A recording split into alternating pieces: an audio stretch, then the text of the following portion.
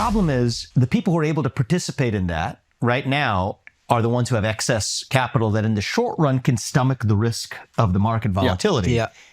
That is, if you wanted to pick, there's many sources of American inequality, but if you wanted to get to the root of it, to pick one thing, it's compound interest. Yeah. That's the ball game. So actually you have a generation of people who don't participate in that, who end up being skeptical of capitalism.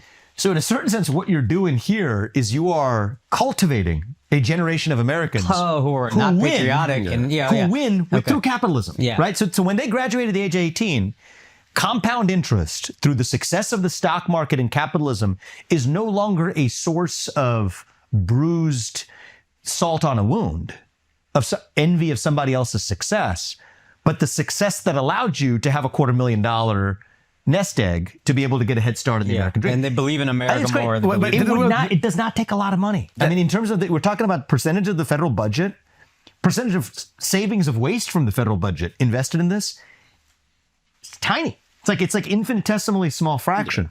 But then you have a bunch of loan shark businesses like, oh, access your money now with this huge interest rate. And when you turn 18, you sign that whole shit. I think you shouldn't be able to do that. So I think, and here I'm a libertarian, generally libertarian oriented instincts when it comes to adults. Kids are not the same as adults. Yeah.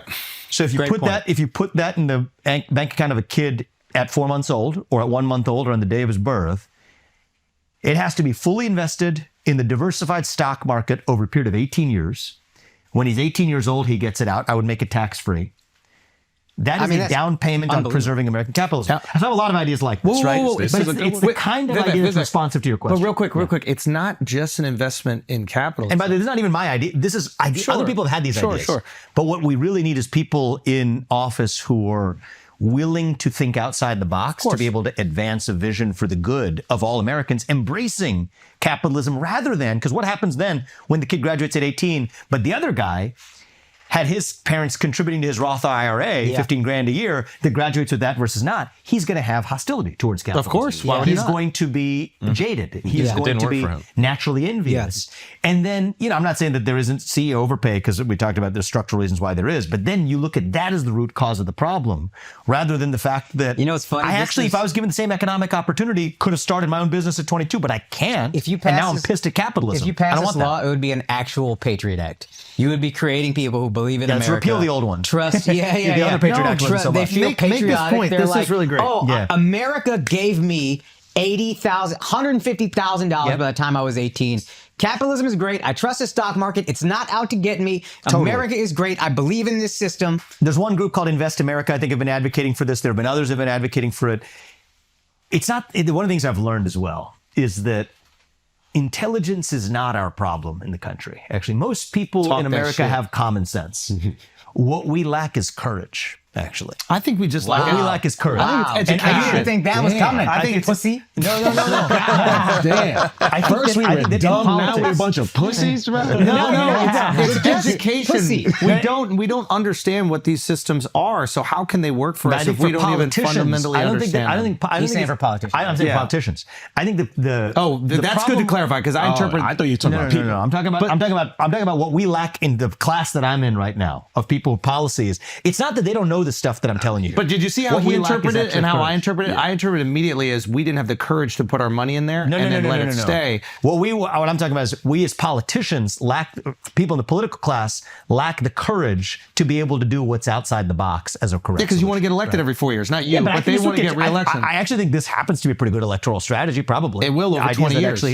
Over 20 years. The same compounding period. But to what you were saying is it's not only investment in the stock market, it's not only investment in capitalism, it is an investment in America. You want to see America flourish, because when America is flourishing and American businesses are flourishing, your money is flourishing. You get to watch your money work for you. Totally. And again, I didn't understand this. When I had my daughter, my wife and I were sitting, with our business manager, and they started telling us about these different things that we could do. We could put our money in for my daughter's college fund now. Right, and you get tax deductible. Exactly. So that's what I was referring to, people in the Roth IRA account. That kid is actually graduating with some of them six-figure payday. And there's so many people that don't know that. And it's tax-free growth. Exactly. I'm unaware of that available for the everyday American. And in fact, if you did that for every kid in the country, there's no loss to the country. I don't think that the taxpayer burden, you don't have to increase taxes an iota in order to pull this off. You would find more than a multiple of this in just government waste, excess cutting, bureaucracy at the level I want.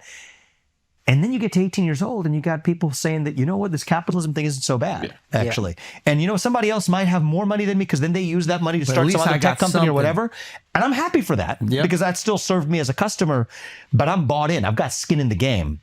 I think that that's far better than, I'm not being critical of other people's, you know, universal basic income. I get the instinct. But that creates disincentives to work. This is where it's at. Because there, you're still in the income category. Where here, you're talking about being an owner. Right? This is true. You're a capital owner, an asset. Make it tax-free on the growth. And then by that point, when you show up, you are a capitalist in the sense that, not just a theoretical sense of it. I'm a capitalist when I'm 18 years old because the country that I grew up into through its economic success was not a source of my envy, but my participation. It's also education by participation and inertia. Right. When you see your money working, you go, I'd like to continue this. And you by the way, I better understand that, and I can do the math that tells me that because I started getting to a good preschool that taught me how to do math at a younger age rather than getting to 8th grade. Or even taught you about how finances work. Totally. I went to good schools. Pretty good. Like, I was never taught this at all. Yeah. Totally. So I think that this is achievable. This is not, none of what we're talking about here is rocket science. What this requires from a political class is, it's not that they lack the intelligence or the ideas, they lack the courage, which is what brings me back to why am I in this game? I do think that people who are willing to lose, if necessary, you'll be willing to lose means that's not your career, it's not your livelihood. But people who are willing to lose on the power of their ideas can then still stand for their ideas. Yep. That's what I think is going to actually. But career politicians won't do that. Yeah, career politicians won't. And this is one of the reasons I like Donald Trump, by the way. He's not a career politician. Yeah. Say what you will about his first week, which I think was a great first week. He didn't use the usual assembly line model. He came in and did a lot of stuff in that first week in a way that you wouldn't see from a career politician. And when you think about a president or a governor, whatever it is, executives who lead, you want them at this moment in his country's history in particular to be people who are willing to break things when necessary, as long as the mission is the betterment of the whole country. Include all of us in the success of America. And I think right now, the average person, the middle-class person, and the people who are impoverished do not feel included in the success of the economy or the country. They feel left out. And that might be educationally. It might be strictly just their inability to invest in understanding what it is. But that education of those systems, how they work. And I also think there's a little part of it where it's like, if these funds are incentivizing people to gamble, it's not really investing. They might be doing it because they're making fees per transaction. Oh yeah, get rid of that fees per transaction. Actually, you shouldn't be. You're tricking us into. Put it in the S&P 500 or whatever index it is at the lowest possible fee. Don't transact, and then just let it sit there. But they're not incentivized. These hedge funds are making money per transaction. They want us to make these trades, brokerages or whatever. It doesn't. But can you explain how that works? Because I think that's very important. I do think that. And I've done this in other scenarios, but so the other conversation we were having, because that's just kind of the mood I'm in right now, not just today, but like in this period right now, is I've written extensive books and articles about how the system is rigged and all that stuff, and I could do more of that. But I feel like right now what we need is to make sure we don't just, as we were talking about earlier, stop there, because then we're just victims. I want to just talk about actually what we're going to do to overcome we have the solution. Right? What I'm saying is why we're in the place we are. Now, here's what happens. A lot of money managers, they'll manage your money, but they take the fee. If you take the fee out, that reduces the compound interest. The fee is almost a negative compounding effect over time, too. And then you get the monkey to the dartboards analogy where they've done this experiment where you have monkeys throwing darts at a board of stocks and often outperform half of these wealth managers that are out there because the wealth manager charges the fee while the monkey doesn't. Yeah. So in many ways, I do think that people are set up to be screwed by the facts they were never given. And I think that sunshine and education is a great toolkit. But I do think that there is a role here at a young age where I'm not a government redistributionist guy, welfare state guy, but here for every kid born in the country, I'm behind this. If every kid born in the country is bought into the stock market and compounds at the diversified rate over the course of 18 years, we're good. And by the way, looked it up at 10%, it becomes $55,000 at 10%, which is kind of conservative. And how long? So like in 18 years. So imagine you got $55,000 when you're 18. I think you can make a case for do whatever you. I think you can make a case for that number being even $15,000 or $30,000 per kid. It could well starting off. I'm being conservative. And then you're talking about people who are like straight up wealthy when they graduate, well off enough still hungry enough to be able to use that and start their own business or invest further on their own account when they're 18. Or pay for college and not be drowning in debt. Yeah. And then some. You pay for, I mean, we're talking about this model, you're going to pay for college and then some. Yeah. And for some people, in college is not the right solution for everybody, especially by that point you have a skill set. You might be able to start your own small business, be in a trade or whatever it is. Yeah. Every person is able to do the thing that we want in America, which is to realize your own God-given gifts. They're not the same God-given gifts, by the way. We all have different God-given gifts. That's true diversity.